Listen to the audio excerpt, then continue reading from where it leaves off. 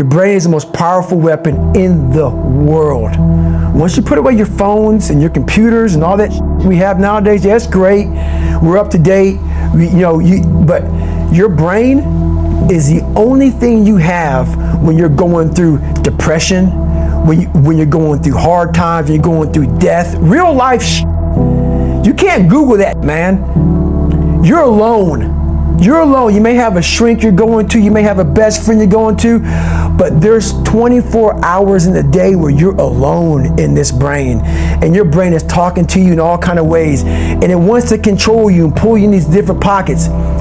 If you can't control your own brain and your brain controls you, you got to tell your brain where you want to go and how you want to go and how you want to get there. You got to control it. If not, it's over. What existed for me was, okay, man, how am I going to make this work? And all I knew back then was hard work. The only way anything gets accomplished. That's all I heard back in those days. You got to work hard. You got to work hard. I'm not getting I can't get this paragraph. I can't remember what the is in this paragraph to pass this test to get in the military. Read again. Still not getting it. Read again. But if you're not getting it, write it out. And that's how I started learning. Okay, well, I gotta write out everything I do.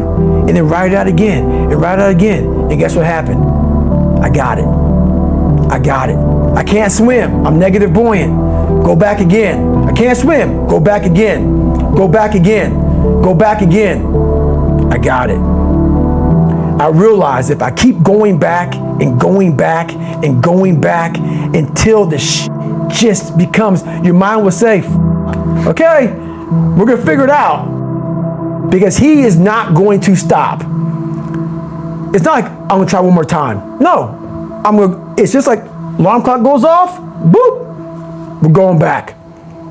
I can't read right, we're going back. I gave myself no way out, and my mind realized that. They said, okay, we're gonna adapt and overcome now. Like a lot of people say, trying hard. Your mind knows, man. It knows this guy's bullshitting me, man. This guy's lying. There's no truth behind it. When I was in Navy SEAL training, people go, how were you there for 18 months? The program was only 6 months long. You were in 3 hell weeks in 1 year. No one's ever done that. How did you do that? I talk about the new norm. When I lived in a $7 a month place when I was growing up for a short period of time, I loved it. I didn't know any different. That was my norm. Once we moved out of that place, we moved to a $236 a month place. I was like, I never want to go back to that little piece of shit. But if you go back to that $7 a month place and you realize this is where I live, this is all I got, your mind says, roger that, this is home. So when I was going through Navy SEAL training for 18 months and going back through all the hard parts over and over again, I told myself after the first time, I knew it was gonna be a long journey there. My body was breaking down. It was just how it was going on. I said, you know what, this is my new norm. So my mind said, it's like going to work. Like you go to work, you put your suit and tie on, I go into suffering every day. Every day suffering, being broken, duct taping my feet up, stress fractures, shin splints, being broken. This is my new norm. And your mind says, if we're not broken, this ain't normal. We gotta be broken. So then your mind starts to get tougher and tougher and more callous. People go, how'd you run on broken feet? Broken shins. My mind knew this is how we operate. We're in Navy SEAL training. This is what we are. I became hell. And that became my new norm. I gave myself no way out. There was nothing outside these walls of hell. Nothing. I love God, but for a short period of time, I became the devil, because that was hell. I became the boss, the owner, the CEO of Navy SEAL training. That was my mindset. And that's how you get through things. You immerse yourself in wherever it is, and you become that. You become that and give yourself no way out. When I was 297 pounds and I was fat as hell trying to be a Navy SEAL, the scariest thing in the world to me, even to this day, was that could have been the rest of my life. I thought then I was trying hard. That's the scariest thing in the world. I thought then 297 pound, working for Ecolab, spraying for cockroaches, making $1,000 a month. I thought that was me at my 100% potential. Come to find out, a few years later, I wasn't anywhere near that. 106 pounds less, graduated Navy SEAL training, went on to do all these other things. Looking back on that, that was me trying hard. That's why people gotta understand what is in us. We have no idea until we start trying hard. And I mean really trying hard, where you're obsessed with, hey, this is my new norm. My new norm is that, wow, this isn't always fun. It's not always meant to be fun. And that's when you know you're trying hard. People hear my story and think this guy is sadistic.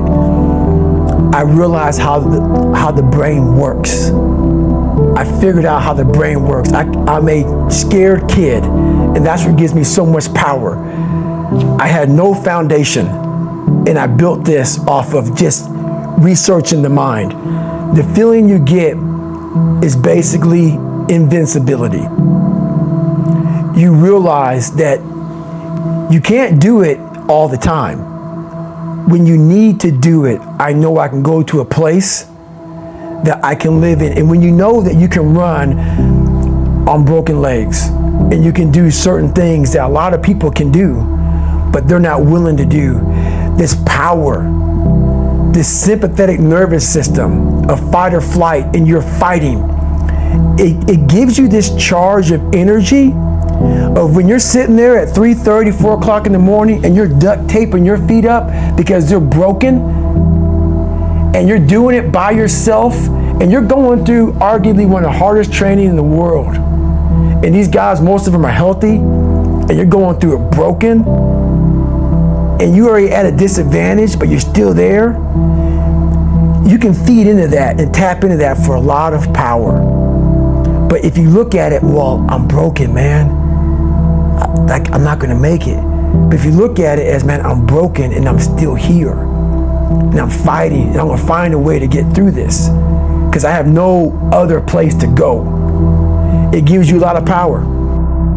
When things start to suck really, really bad, my brain and a lot of people's brain, they don't go to your dad beating you up. Your brain says, we gotta get the out of here. This is miserable.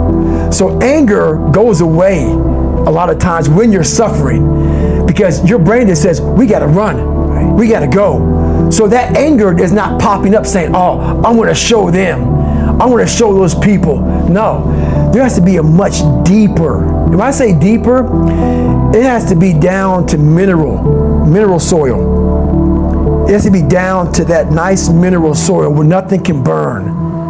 You can't burn dirt. So it has to be down that low, that literally is something in you that's at the core of your soul.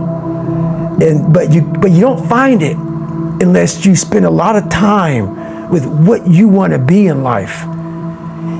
I can't give that to you. Right. You can't give it to somebody. When you find your true passion in life, and my passion for me when like, oh, I want to be, I don't give a Navy SEALs, Army, I don't give a shit. I want to serve my country. I want to be someone that I'm proud of. I want to look at myself in the mirror because I was so disappointed. That accountability mirror I talk about, I was so disappointed in what I saw every day. I wanted everybody to love David Goggins. And a lot of people did. I didn't love myself. But I knew a lot of us want to find peace first. So people say, man, you always talk about this suffering and pain and I'm at peace right now because I went through that. Right? You don't find peace first. If you do, Merry Christmas. More power to you. More power to you. I found peace on the opposite end of finding myself. And no one really finds themselves without going through trials, tribulations, suffering, accountability. And accountability is suffering. Being accountable every day for doing right for yourself, for the people next to you, it's miserable. It's hard. So, even the smallest details.